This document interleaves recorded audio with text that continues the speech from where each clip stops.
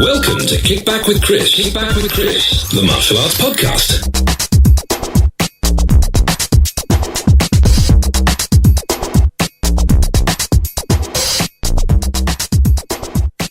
Hello and welcome to this, well, it's a Christmas special, I guess, of Kick Back with Chris, martial arts podcast.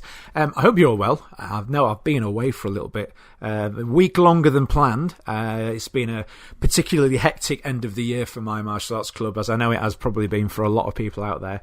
I've actually just this minute come out of a grading, just finished the last grading of the year on the 22nd of December. I know what Wally does that, but yeah, anyway, all finished now. It was the sixth one and we've just got it finished.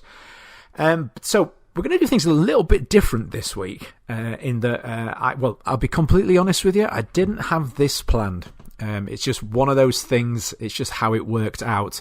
Now, just a bit of a background on this one first before we go into it. Earlier this year, I did an interview with a guy called Jeff Downs, who runs a podcast called the Funny Peculiar Podcast.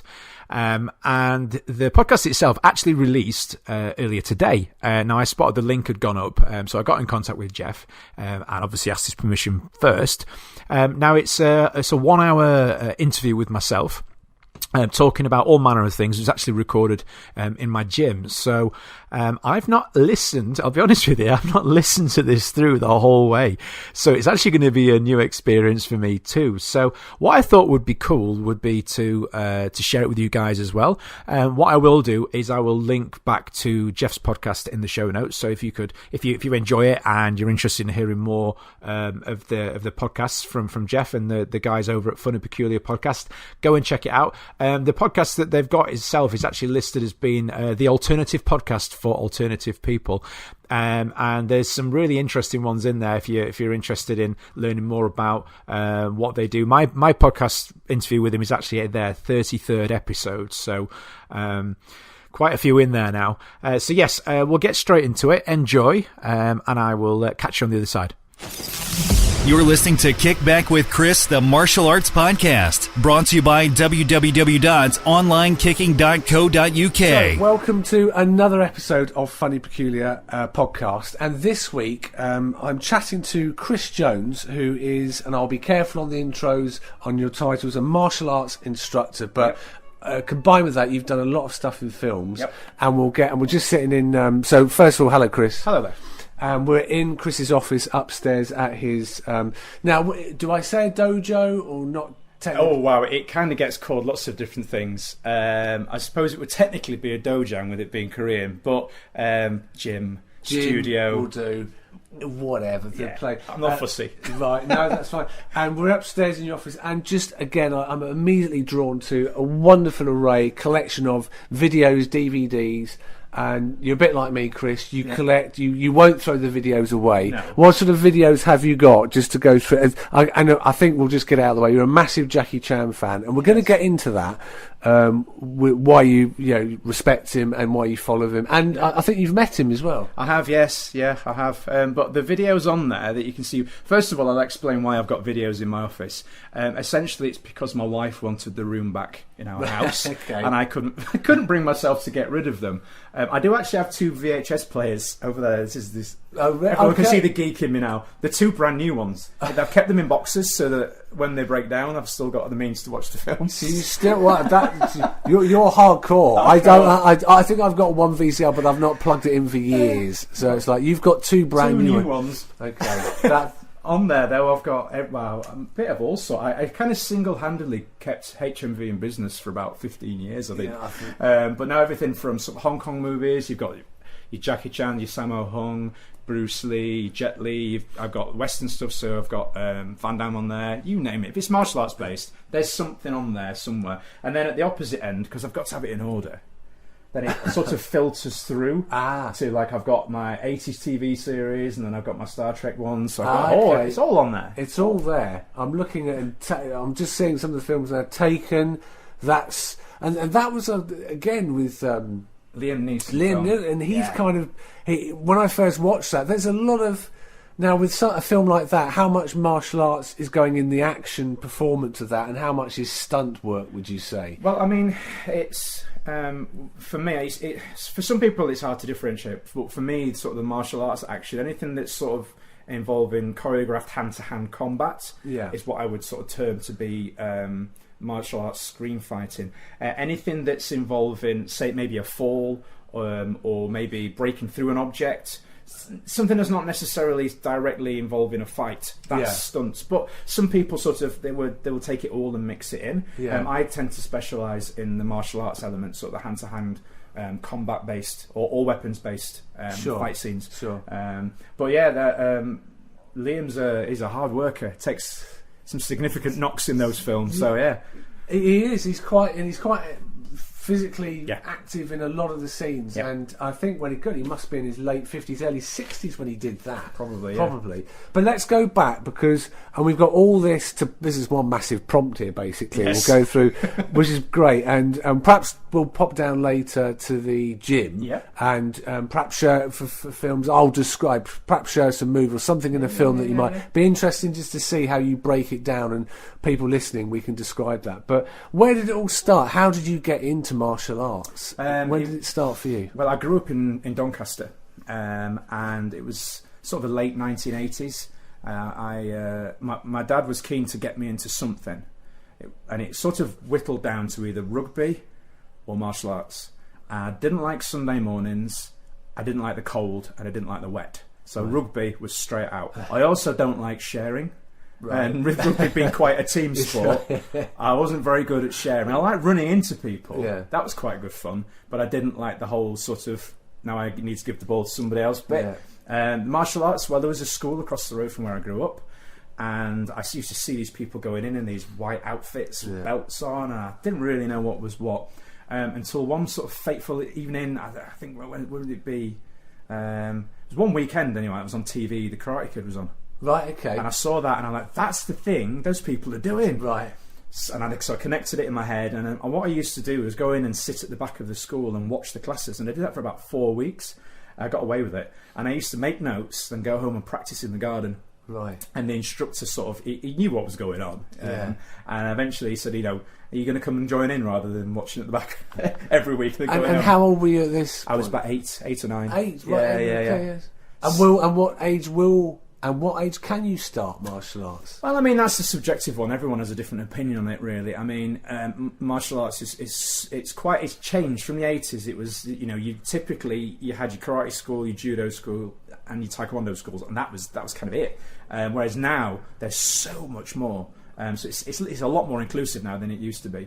We take kids from 4. Some start them from younger. We start from 4, and it's a very specialised session at 4 years old.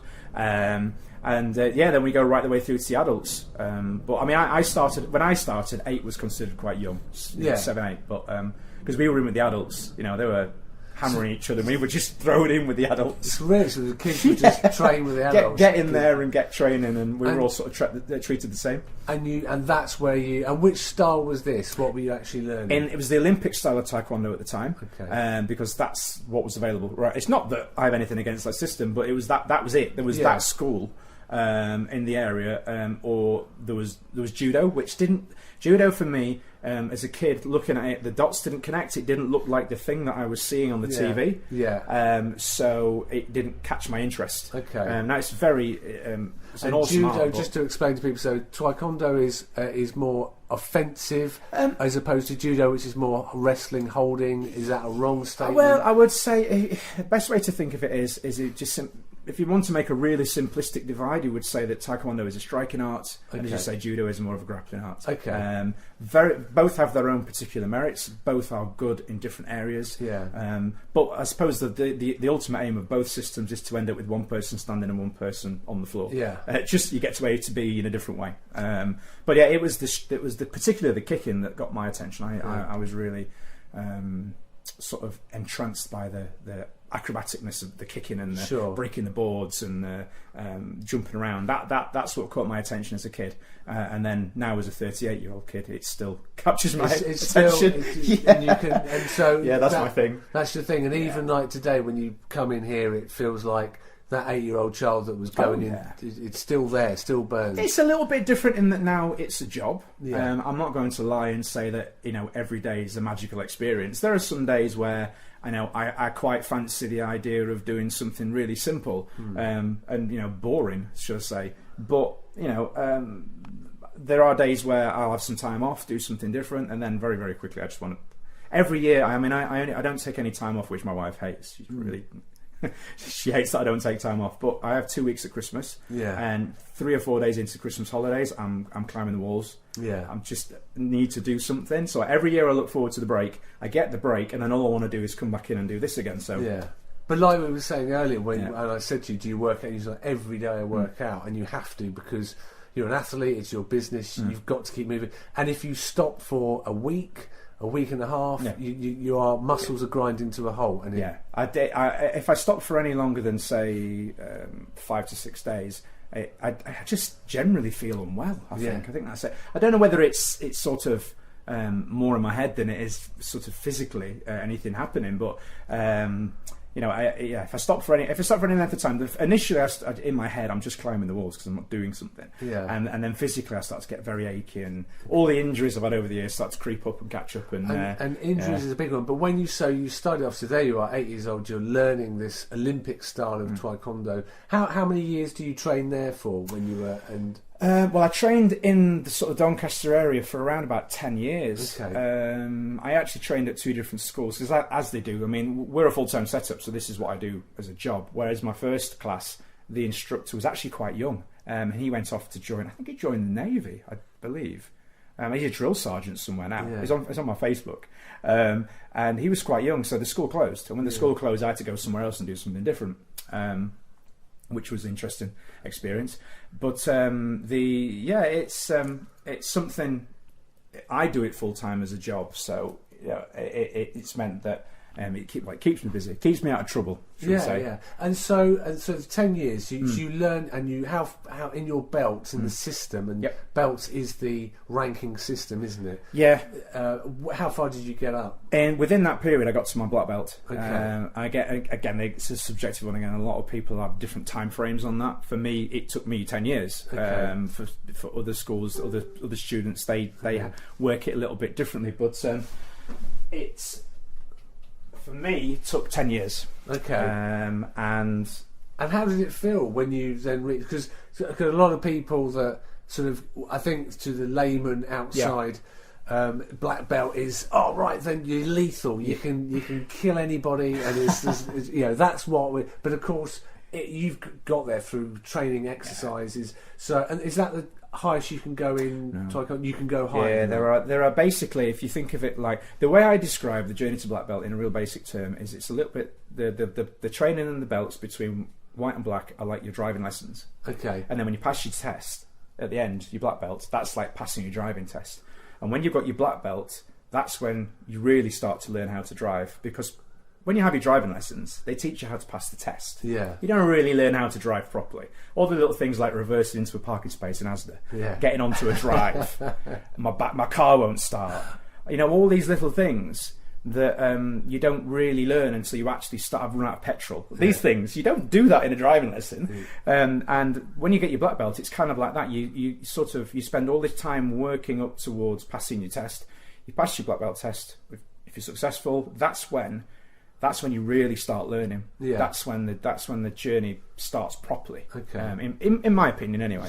Yeah. I've learned more from my black belt to now than I did in the time from when I started as a child to a black belt. Right. It's a very, very different experience. So it's almost, when you get your black belt in sort of age terms of becoming 18, you become a voting age. That's it. But then there's this massive development now and then are you qualified to teach at that point? This is a funny one. Technically, at black belt level and 18, you're able to apply for insurance to teach. Being a black belt doesn't make you a good instructor. Being a good black belt doesn't make you a good instructor. I've got junior grades that are fantastic at working with other people.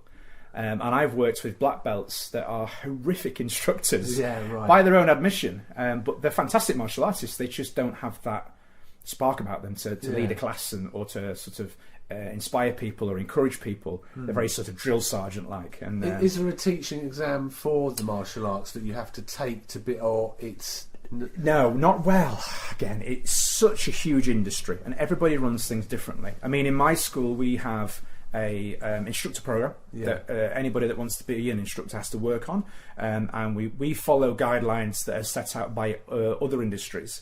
Because the martial arts industry at the minute is quite self-regulated. Because it's so huge, and you know, there are always people developing new styles and sort of offshoots from other styles. So it's constantly evolving, constantly changing. So it's very, very hard to sort of pin that down and say these are the requirements X, Y, Z, because it's different for all of them. You know, like we said earlier, with judo and taekwondo being so different, it's very difficult. There are certain things that you can look at and that are sensible to get, like basic coaching qualifications, first aid. Those sort of things are universal. But the teaching of the art itself is individual to each art. So it's very hard to pinpoint and say these are the requirements, because the requirements are so vast. So, and can you come up and you say that people can then come up with their own style? How difficult is that and how do you then qualify that you hold your hand up and go, right, I've got a new style and I'm calling it this? Or is it just you have your root styles and it's... Well, I mean, this is something that's always gone on since the dawn of martial arts. You know, people have got different opinions about what works best. So, you know, Fred thinks this works best and Jane thinks this works best. So they go, well, I'm going to do it this way and I'm going to do it this way. And that's great. And then their students that go along and then they have different opinions and then they're influenced by other people. And some instructors are very much, actually, that works better than what I was doing. So I'm going to adopt that. Whereas some instructors will be very much, this is what I do, it is the best, no one will tell me any different, I am going to do it like this.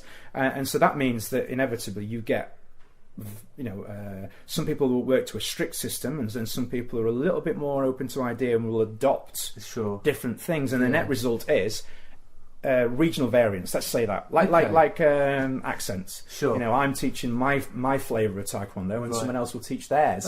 So you get these little differences, and then that gets passed down through generations of students who then put their little flavour in, and there, you know, and it's just inflections on each little. Then let's go. So there you are, 18. You've qualified as black belt taekwondo. What sort of work is what do you do next? Where do you go from there? Well, I mean, I'm trying to think. I was 19 when I did my black belt test. It was 1999, and at the time I was I mean, I was there every day. It was all I wanted to do was martial arts.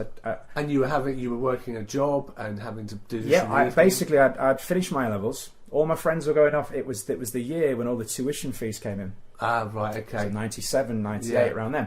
So all my friends had all picked university courses they'd gone on, wanted to go off and do, and they were all. I was looking at all these loans they were taking out, and I'm thinking, there's nothing that I like the look of doing. I'm not prepared to take out a huge loan to do a course just for the sake of doing a course. So what I decided to do was go to college and study graphic design, because I had an interest in art. I like to dabble on computers and do editorial design and that sort of thing. So I thought, well, I'll do that because it's in my hometown and I can keep training at the same time, and we'll see what happens. It lasted 6 months. It lasted 6 months, and it's a bit of an unfortunate story, really. It's kind of one of those fortunate, unfortunate things. And the instructor, who he's still a friend, we're still on speaking terms. I actually injured him accidentally, and he needed some time off.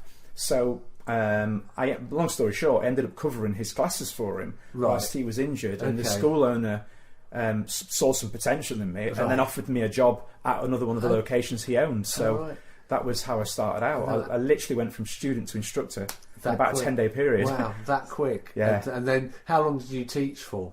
Well, I've been teaching full time since 1999. Since that time? I've had a short period of time where I took a break. It was actually at the same school. I've been there 99 to 2002, I think it was. And I had my own ambitions. I wanted to go off and do other things, and the instructor's vision of the school was all the staff were going to, you know, always, as any business owner would want, his staff to be focused on the future of his school. I had ambitions of maybe one day having my own school, and I managed to let that slip in a staff meeting. Yeah. And the net result was the following Monday I was sacked. Oh right. And so I was very quickly left with, well, what am I going to do? Because I dropped out of college. Yeah. I don't really want to go back to doing that. I've had all these years of being within this huge business doing martial arts, listening in on the meetings and learning how the business works, because I was always paying attention to what was going on. I kind of played the whole daft teenager, not really paying any attention, but I was listening and taking in what was going on, and I thought I could do this myself. Yeah. So I moved to Knaresborough. This is where we are now. And I found a building which at the time was it was actually hairdressers, and there was room for about 5 people in it. Right. And I thought, I'll open up. And I did. And you did? Yeah, and then that's history. I'm here now. And you're here now. 210 students. So. Wow, that's brilliant. Yeah. Wow. And again, we're looking at all your film collection. So this is all going on in the background that you're teaching. And how did you then get involved with films and your first dabble in the industry? It was about the same. I mean, with the dawn of the internet. That's like a film. It is a good pitch, that. We'll work on that after. We'll work on that. The dawn of the internet. The internet came around, and I started getting involved with message boards, as a lot of people did, with the Hong Kong movie scene. And at the same time, I'd got a camcorder, and I was making just video clips of myself training and doing things, and we were sharing them. I was emulating some of the moves on films, and I was throwing it on this message board. It was actually a Jackie Chan message board. And a director saw it and approached me about. It was doing a promo for a TV show. I can't remember what it was for. It was that long ago, but it was around 2000-ish. Yeah. And I did that for him, and then he was making his own independent feature. Yeah. So he asked me to go back, and then it sort of snowballed. But it was the 2001 Royal Variety Show. That was my very, very first big thing. You were on the actual variety show. This is in London. Yeah. Before it was a prize. 2001. And you were. And what role were you taking? You were a person having to do a particular move scene. There was a group of us. I can't remember what they named the troupe. Obviously, we were all led to believe that we were requested there by the royal family. Whether we were or not, I don't know. But it was an anniversary. I think it was a 50th anniversary. I can't remember. It was an anniversary one. Yeah. In 2001, and so the Queen was there. Right. I remember. Could see her there. We were told don't stare. But there was a troupe of. I think it was about 8 of us. Right. And we did a martial arts scene at the start. Okay. And it lasted about a minute, maybe. Okay. It was the opening section. So it's a bit like with Britain's Got Talent now, where you have a dance troupe come on and they'll do moves. So you were like a martial art, and you did a few moves, and this is what we flipped about, jumped about, did some kicks. Brilliant. We rehearsed for 3 days in a loop, big loop. And that was my first experience. So that was quite a good one, really. Yeah. I did an independent film, and then I did the Royal Variety Show, and I was like, okay, but it was good because it gave me experience of like standing on a stage, a massive stage, in front of a huge audience and the royal family. So I thought, well, if I can do this, I should be all right. Well, that's pretty impressive to do, and that's quite a sort of cultural leap for the Royal Variety Performance to have martial arts. Yes. On the stage, with Jimmy Tarbuck in the wings or whoever was emceeing. I don't know. Can you remember who the MC was? No. It's Julian Clary. Oh right, Julian Clary. Oh, wonderful. So, that's brilliant. Yep. So, and so what happened after that? How did all this? So it seems that with the forums and just suddenly connections, networking, you're getting requests to be on films. Yeah, it was. Well, what I was doing was I was recording myself training and making a show reel. I didn't know that's the way it was at the time because I didn't have any clue about the industry. And I was making VHS copies of this. You can imagine how laborious this was. I was hooking my computer up, my VCR up to the computer and exporting and doing all this, recording all these videos, and then posting them to every address I could find. If I could blag the address details of somebody, I would send it to that person. Right. I would turn up at their door and give it to them. Right. And then as thankfully, as technology advanced, it was then VCDs I was sending out to Hong Kong and China and Malaysia. Anywhere I could send a VCD to, they got a copy because it was quite cheap to mass produce. That's that. Basically, every day was spent on marketing myself to anybody and everybody, and that persistence paid off. And then slowly, the work picked up, and then the bigger jobs came through, and then. So when you say the smaller jobs, Yep. so these are bit parts in short films, in television. Predominantly, a lot of it was. I mean, the martial arts movie scene in the UK was non-existent until around sort of the early 2000s, and then slowly but surely, people started making martial arts and action-based films in the UK. Okay. And they, inevitably, they were quite small productions because the market was small, but the market was there, and they started to pick up. And there was a period sort of between 2000 and 2006-07 where I'd be doing 2 or 3 a year, on top of other stuff as well, and then that industry sort of crashed the back end of. It was around a sort of recession time. It bombed, it disappeared, and it's never really recovered. Now you're seeing a lot of independent short films coming up, and there are now actually people starting to make sort of martial arts action-based films again. Right. Now that investors are seeing it as a viable means of making money, and ultimately at the end of the day, that's what it's about. And just as you qualified in '99, just to give an idea of who is big in the martial arts in the film world at that point. Now we've mentioned Van Damme, Van Damme, and now he came onto the scene in the late '80s, early '90s, really, wasn't he? Yep. He was huge. Oh yeah, time cop period and all that. Yes, and who was the Steven Seagal? Was he was still going. He was still going. Yeah, Wesley Snipes. There were quite a lot. I mean, there were quite a lot of people still. Yeah, who is someone we wouldn't associate with martial arts but does know martial arts? Like Wesley Snipes, I wouldn't know he was martial arts. I thought he was a Hollywood. He's a Wesley Snipes. I mean, I think most people have seen his martial arts work in Blade, probably in the Blade franchise. But no, he's a martial artist. Right, absolutely. Okay. I'm trying to think of a better bit. Dolph Lundgren is often one that people don't realise. He's a very high level martial artist. And what style? He's in it. He practices a Japanese style of karate. I can't remember off the top of my head. I wouldn't want to commit to recording saying which it is, but it's a very hard style system. And he's very proficient in that. Okay.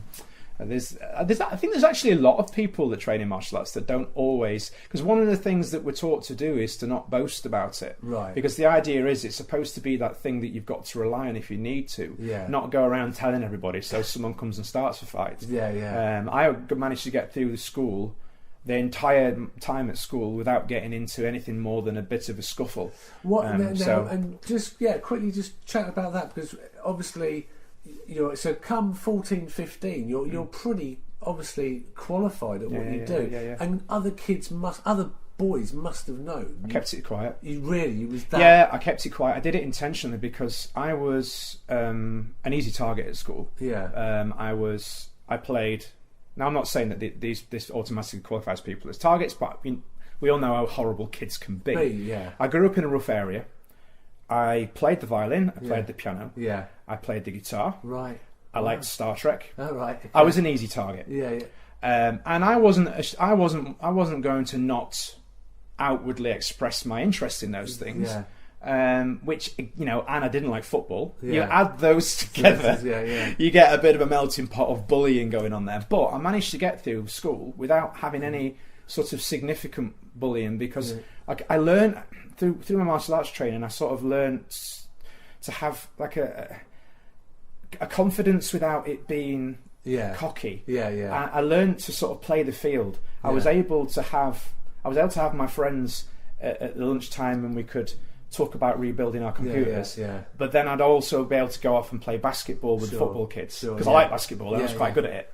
So I kind of learned to sort of socially sort of play the field, as it were, and and that was through the martial arts training. Because it focuses a lot on discipline, and not false confidence, but being able to. Because if you think sort of battlefield terms, one of the big things originally in the arts would be to hide. If you have an injury and you're giving off that injury, your opponent knows there's a broken rib, or they're wincing when that. So we kind of learn to sort of hide that. So that filters in. Is that part of the style then? So when originally it would have been less so now. And this was, and with all martial arts, we're talking 17th, 18th century within Japan, China, where it's ever come from. They would be if there was a battle, they would be using martial arts. Originally, you can trace it back. They could go on this for ages, really. But you can trace it back. A lot of people have different theories as to the origins of martial arts and which country it came from. Sure.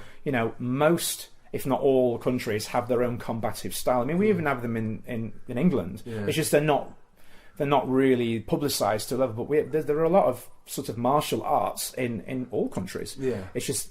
We tend to associate it more with, as you say, sort of China, Japan, Korea, Malaysia, those areas. But they're originally in their purest form, they were developed to protect villages, for the army. Yeah, sure. That's what they were for. And now, obviously, we use them in a different way because. We're very fortunate that we're not in a position where we have to defend our local town from whoever's deciding they want to take over. A lot of the weaponry that we use were actually farm tools. You see a bow staff or a nunchuck or they're all actually adapted. Of course, farm tools. I didn't know a nunchuck. And for people that are listening, that's the sort of piece of wood with a chain between. So that would have been like a hay rice flails. Right, is that where it comes from? Yeah. They were obviously a little bit longer and a bit, but they were. A lot of the times as well, these people weren't allowed to have weapons. So if it was soldiers or whoever it was, they were having to defend themselves. Well, what have I got? Yeah. Well, I've got these sticks. What can I do with them? Snap. Right, I've got 2 sticks now. Yeah. What can I do with 2 sticks? I've got this big stick. Well, what can I do with this? I will narrow it at the end, maybe give it a point. Well, so it was fun. Thank God it never started in England, because all we had was a tractor and a plough. Headbutts. And headbutts. This is like, that would have been a different sort of martial art together. So let's go. So the film industry and Van Damme's massive at this sort of, and still one of the big names going. And obviously Bruce Lee goes back to the 60s, but Jackie Chan, your love for Jackie Chan. So where did that was it obviously a film that you saw and you went, this is someone special? Or? It was 1995, and the film in question was a movie called Rumble in the Bronx. Okay. And was this his first film? No. He'd been around for decades by that point. Really? Yeah. I mean, I'd seen him before in the Cannonball Run series. But I hadn't twigged. And those are 70s films. I'm like, he's the guy doing the cool moves. But I didn't know it was him. Yeah. I just saw him as the guy doing the cool moves. It wasn't until later on when I became more of a fan that I then found out that it was Jackie in those films. But it was a film called Rumble in the Bronx. That was sort of like the mid-90s, and it was actually his first film that was really pushed over here in the States and in the UK. So it was him as the star? Yeah, that was him, and that was his that was the film that they decided to use as a vehicle to drive Jackie Chan as the actors. But obviously in Asia he was already huge. He was massive, mega star. Yeah. And there were people over here that knew about him, but it was a little bit fringe. It wasn't mainstream cinema going audiences that knew about him, and that was the film that they used as the vehicle, because some of the things he does in that film are just bonkers insane, just crazy. Where's he originally from? What's his country? He's from China. He's from China. Yeah. And his parents were going to go into Jackie Chan history story here. Forgive me if any of my details are off, but but his dad was actually a spy. Really? Yeah, he was a spy. Yeah, but they worked at an embassy, Australian, I believe it was, and they spent some time in Australia. That's where he got his name. He was working on a building site. Okay. The builders couldn't say his name correctly. There was a link to Jackie. What is his original name then? Hang on, you're going to get me here now on the spot. We'll come back. It means specifically something, but we'll come back to that one. Yeah.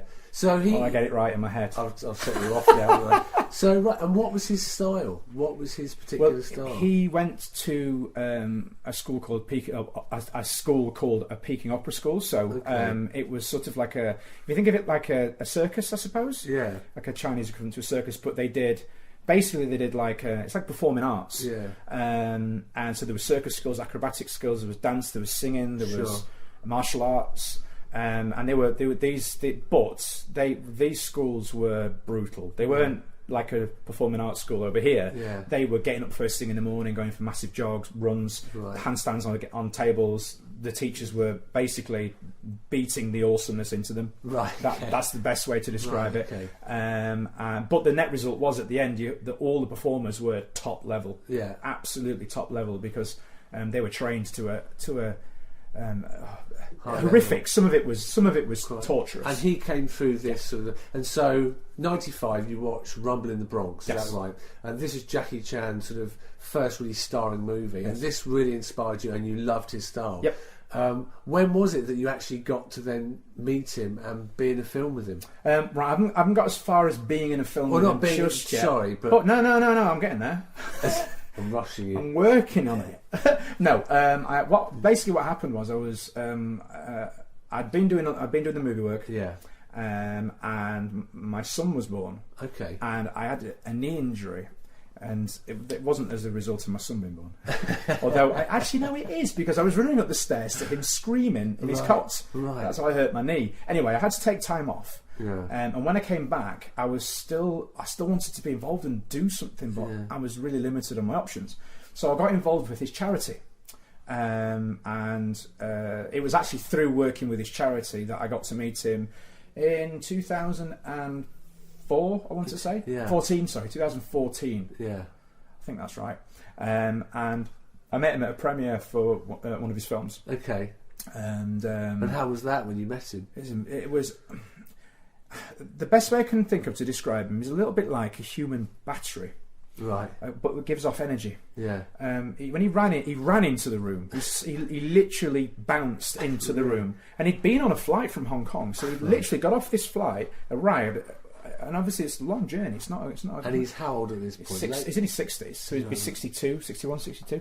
And he came bouncing into the room. Yeah. And jumped over the chair, did his thing and everything, and everybody just was like, but he just gave off this sort of aura, this energy, and he's talking, and he's not really going in, you're not really listening, and I think I spent the first 5 minutes just clicking on my phone, just because there was a row of we were essentially on the first row, because all of his sort of entourage and PR people were on the front row, of it, and then he was sort of where that chair is.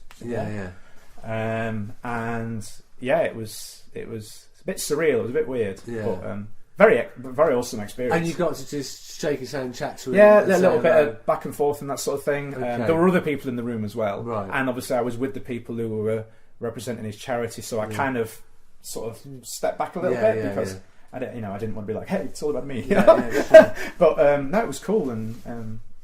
And then what? And then that? What led after that to?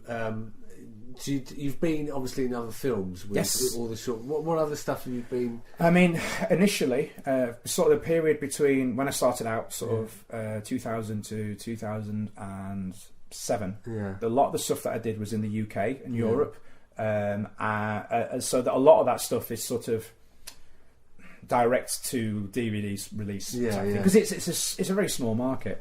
But in there, I did some TV shows as well. I did a TV series called Star Hike, which actually had Patrick Moore in it. That was pretty cool. That was funky. It was sort of like a Red Dwarf type comedy, sci-fi with martial arts in there.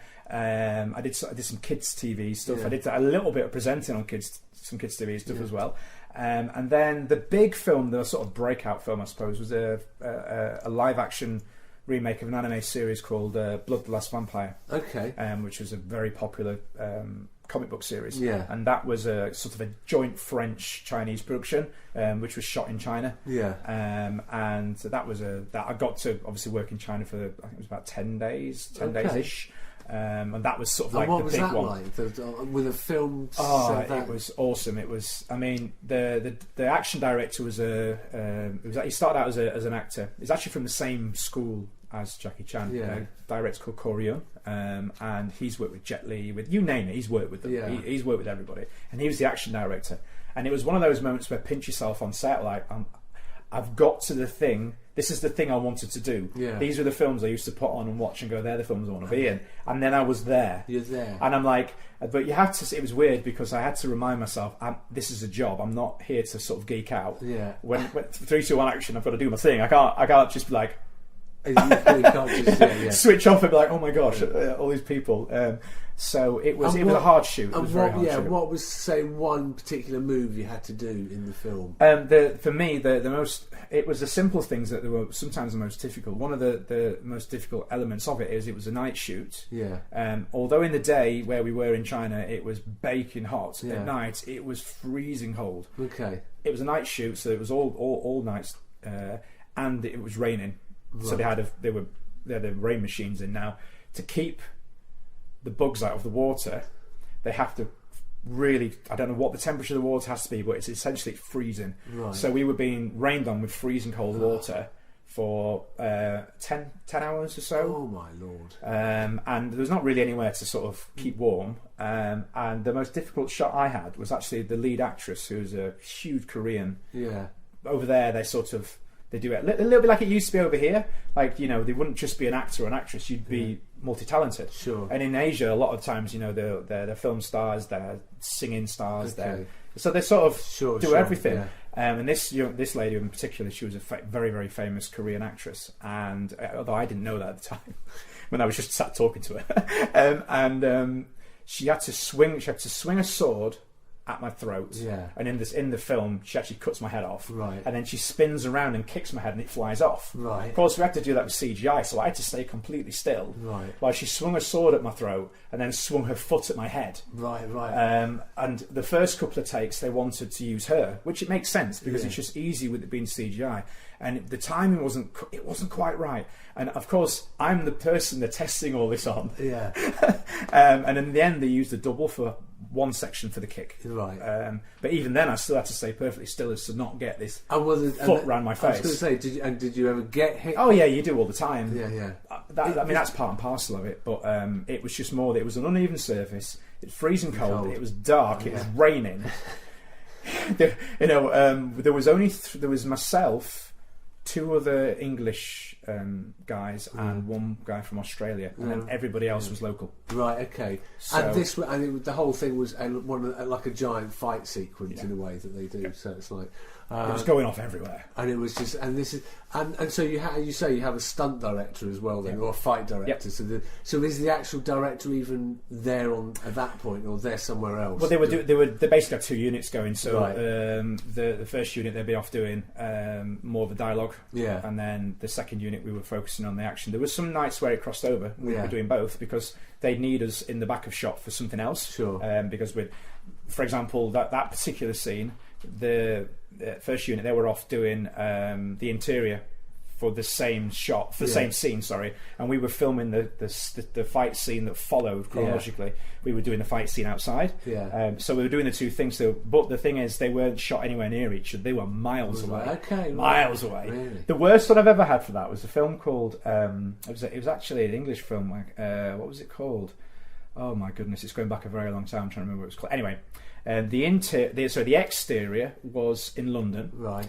And we had to walk down this long, and it was really funny because they'd not locked it off or anything. Right. So there's just us dressed in these bizarre futuristic outfits, with the camera in a building up the street, with us walking down the road with all these people looking at us like, even this is strange for London, what they're wearing. And it was very bizarre.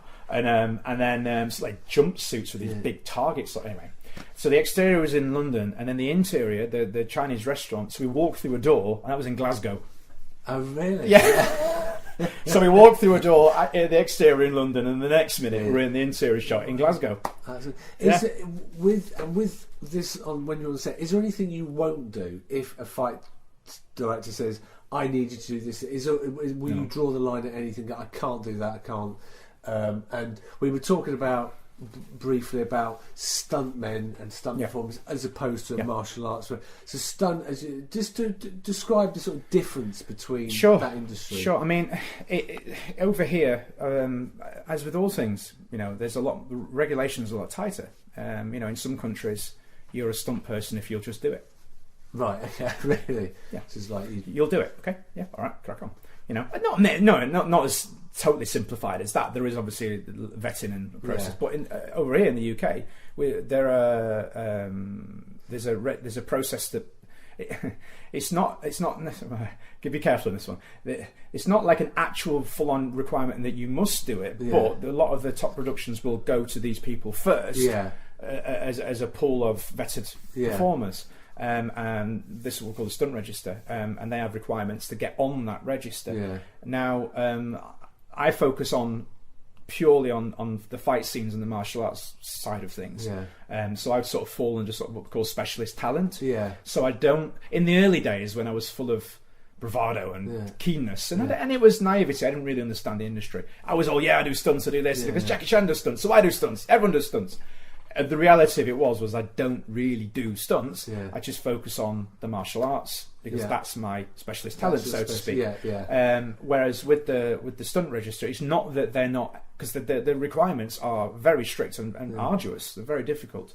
But some people sort of focus on one area more than the other, but they're sort of multifaceted. They've got experience. Whereas I'm just martial arts. That's my thing. That I don't do fire stunts. I don't do. There are occasions when you'll be asked to do those, and if you feel comfortable and if the coordinator feels comfortable, they'll have you do it. But 9 out of 10 times they'll use somebody who's has experience in the car stunts or the horse riding stunts or abseiling or diving.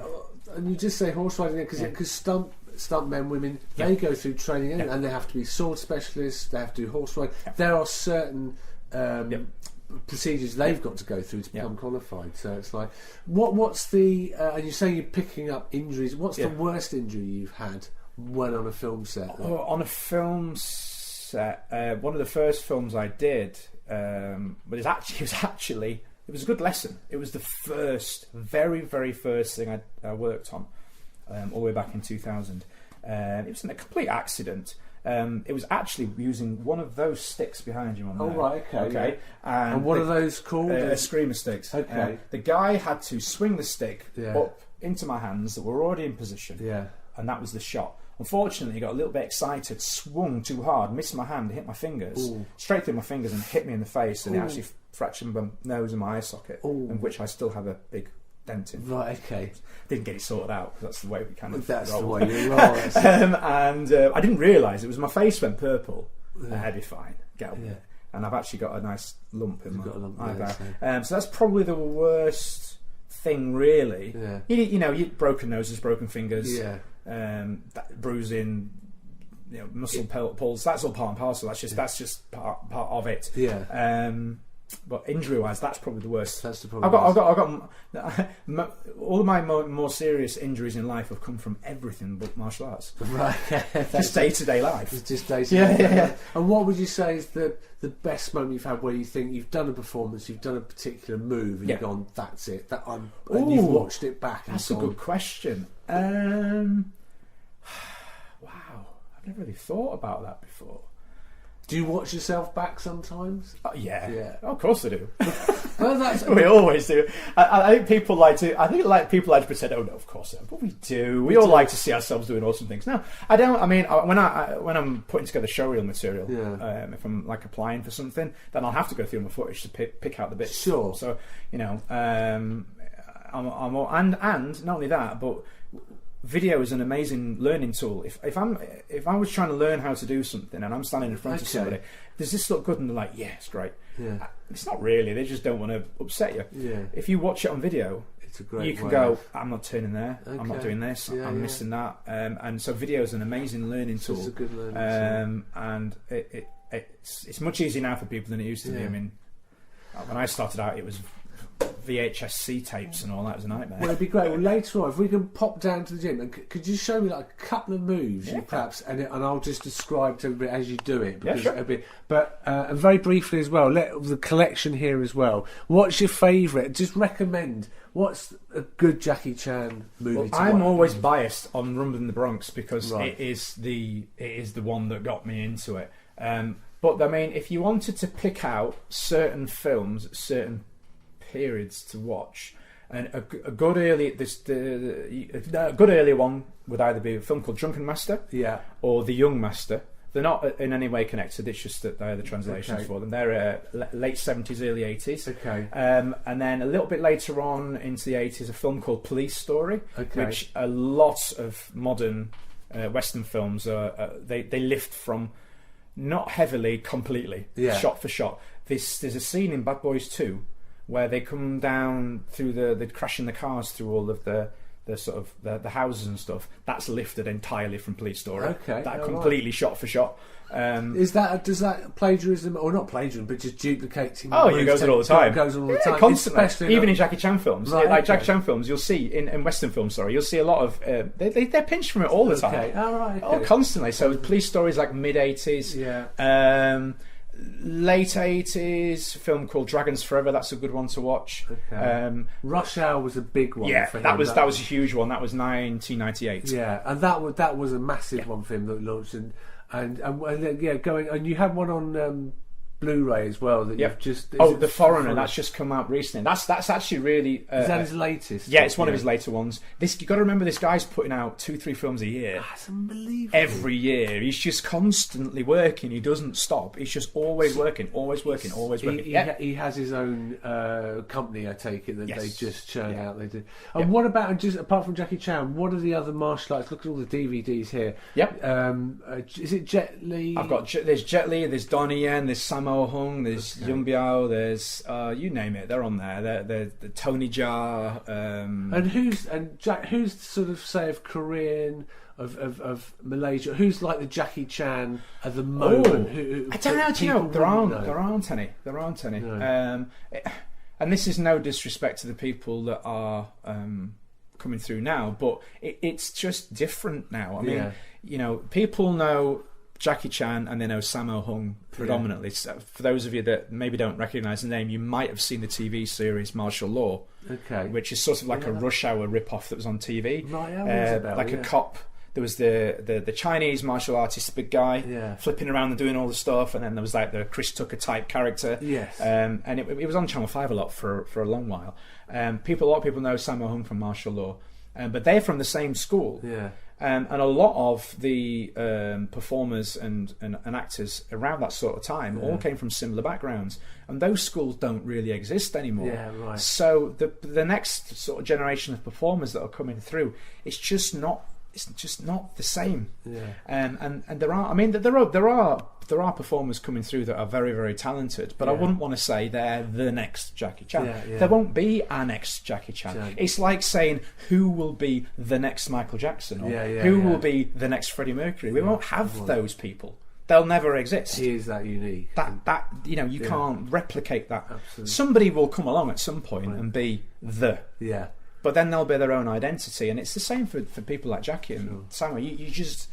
You can't replicate it. It's like a unique, sort of one-off. No, it is phenomenal, and I didn't realise that was his output. So he's doing all the time. Hey, brilliant, Chris. Thank you. Let's just quickly pop downstairs. Yes, sure.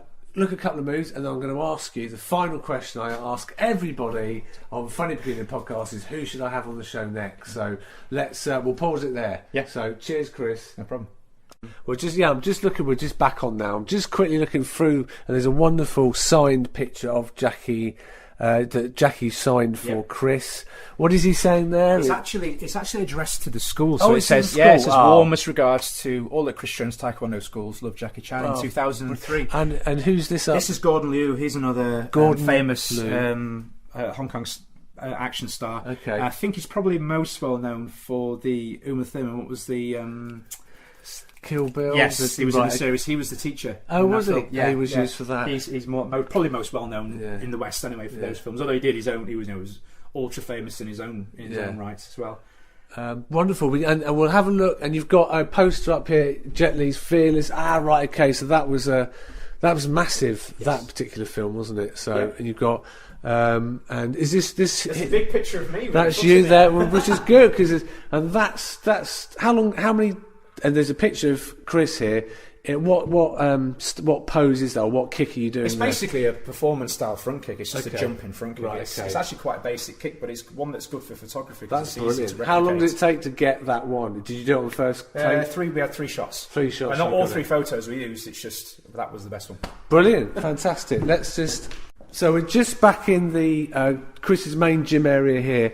And there's just from my ignorance, what's the writing on the wall? So it's Japanese style writing. I'm probably completely wrong. It's Korean for Taekwondo. Ah, right, okay. Yeah. I will say, and I always say this to anybody that's been in martial art. Have you seen Danny McBride in The Foot Fist Way?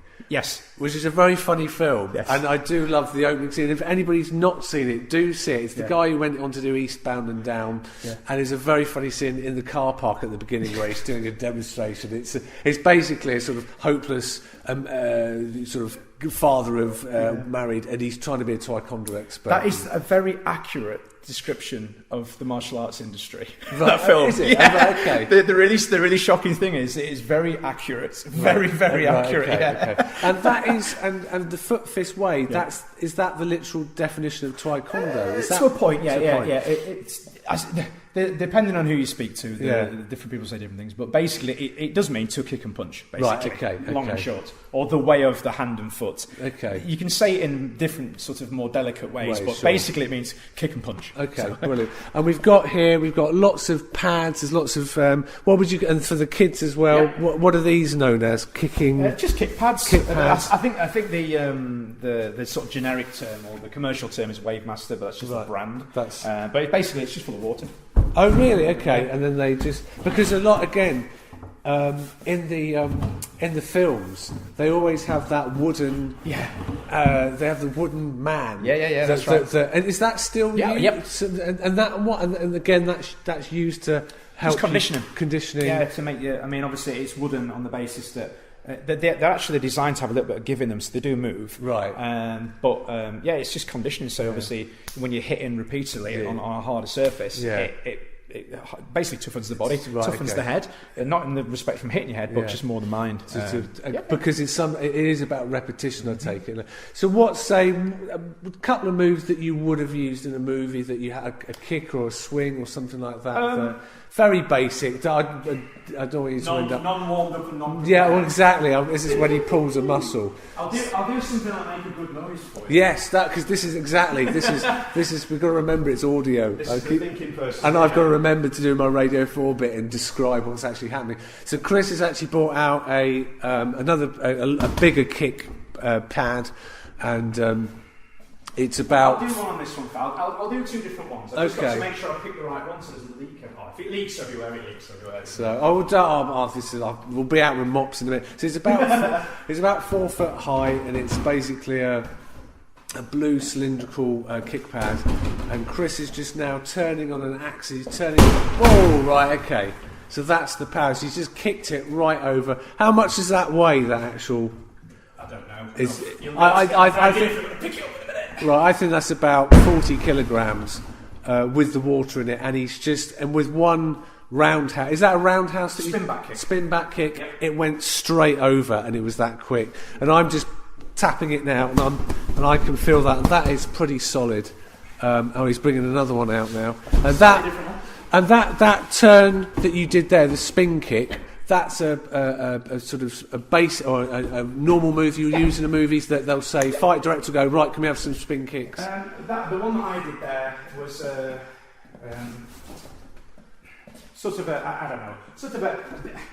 an advanced beginner technique. Okay. An intermediate technique. What we'd do to change it for film, obviously you wouldn't want that getting ploughed into you. Yeah. If you're having a fight sequence with the lead actor, yeah. Say that's Tom Cruise. Yeah. Although Tom Cruise is, he does like his action, he wouldn't want one of those in the ribs repeatedly. Yeah. He'd get a bit cross. So all we would do is just pull it. Yeah. So you're pulling back. And would they, in that case, in a fight sequence, and they say Tom Cruise does a lot of his own stunts, would Tom Cruise or someone, would they take that it would flip, depend or would on they who get it a is. body doubling? It depends. I mean, you work with some people who are quite. I mean, Tom, he's full on. He's all Apparently the way in. He is all the way. I know people who've worked with him, and they've said how dedicated he is. If there's something involved in the film, he doesn't know how to do it. He will go and learn how to do it, right, okay. And he won't just learn how to. He will fully immerse himself. Yeah. The full-on method actor approach. He will learn it inside and out. I mean, like in the new film, in the new Mission Impossible, he's flying helicopters, he's skydiving, he's doing motorbike stunts, he's doing it all himself. Right, okay. Absolute crackpot, but immensely impressive, you know? Whereas a lot of people would just go, well, they can do that. Go on. Stunt double, crack on, and I'll go and do I this. suppose it's that fascination when we watch films when you see the stunt double get switched from the actor because you're looking for the bad wig. You can't help it, and you can't. It draws you to it, and then you'll. And I suppose if you see that actor doing it, it makes it that more believable. Yeah. So. And then the same thing, if you just to give you an idea, instead of rotating, keep it grounded, just to give it a bit more flamboyant. Just come off the ground. It's the same technique.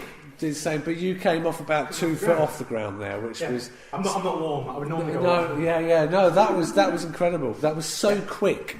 That's the bit in the films they'll probably slow it down, but that was so quick. And then the same thing. You know, if it was somebody, you know, you've got to be a little bit more careful with, or a repetitive shot, or an awkward angle. It's just like exactly the same thing. Tap it. And that's just practice. It's practice. A lot of people don't. That's the thing that a lot of people don't always take into account or think about is, you know, when we're training in martial arts, I'm training to, like the first one. Yeah. The idea is to destroy it. Yes. With the film stuff, like the last one there, the idea is I throw the kick. Yeah. And then the performer on the other side sells the reaction. Will react to that. Like your old Saturday afternoon wrestling. Yes. They're selling the reaction. So if the hit looks big and the reaction matches, the person watching, the brain goes, "Oh, that's a big hit." That's a big hit. And the big sound effects. And then we're going to say the Foley artists, they come along and they put the sound effects Makes on. the magic. And it's the movie magic. Chris, thank you very much for today. This has been a great session. This is another hour special, by the way, people. So I will be getting this onto the podcast soon. So you're getting bang for your buck, even though it's all free. I say bang for your buck. But my last question is, Chris, who do you think I should interview for a future episode of Funny Peculiar Podcast? Now, he's going to probably kill me for this one. But a friend of mine based in Leeds called Martin Wan, who runs a facility called Level Up. Okay. And they actually focus on a lot of various different movement arts, but they're quite heavily involved in the cheer side of things, so cheerleading and stunts and stuff. So that, I think that would be a pretty good one, because he does some awesome stuff. Brilliant. I'll track him down. Yeah. Brilliant. Thank you very much for today, Chris, and thank you for being on the Funny Peculiar Podcast. Not a problem. Thanks for coming. You're listening to Kick Back with Chris, the martial arts podcast, brought to you by www.onlinekicking.co.uk. So a big thanks to Jeff and the guys at Funny Peculiar Podcast for allowing us to use that interview. Again, it's the first time that I've listened back to some of that since we recorded it. So it was a cool experience for me as well, and I hope you enjoyed it. So next week, we will be doing another of our regular podcasts. It will actually be, I say regular, we're actually going to do a year-end review special. So I'm going to be looking back at some of the interviews and some of the things we've discussed over the past 6 months now worth of podcasts. It'll actually be 25 episodes, which is pretty fitting for Christmas, really. I'd like to say that I'd planned that, but I haven't. That's just how it's worked out. But yeah, I'll be going through previous podcast interviews, just a nice little review, looking back on the things that we've talked about, the people that have been on. Also, we will have our weekly Mat Chat with Matthew Chapman. We've actually got that one recorded already. It's a good one to kickstart the new year for those of you that are running a martial arts gym. Just another quick thing as well, if you're interested, because again, it does go towards supporting the podcast. If you've been looking at picking up one of my online courses, I've actually got a special on the course for this weekend only. I'm recording this now. This is Saturday the 22nd. So I'm going to be running this offer over this weekend. The regular price of my main course is $29.99. I've actually reduced that to $22.99 because I'm daft for this weekend only, for Saturday and Sunday. I think it's just the elation of finishing gradings mixed with the festive spirit has made me a little bit daft. So yeah, go take go take advantage of the situation and get yourself a bargain, which also goes towards keeping the podcast online and supporting and covering the costs that are involved. A quick one to say a Merry Christmas to everybody as well. I hope you all have a fantastic Christmas period. As I say, we will be back up with our final episode of the year, our end of year review, next week. So keep an eye out for that one. I'm going to go for Thursday, Friday, somewhere around there. But just keep an eye out, definitely before the 1st, put it that way. So yes, have a great Christmas, and I will catch you all very soon.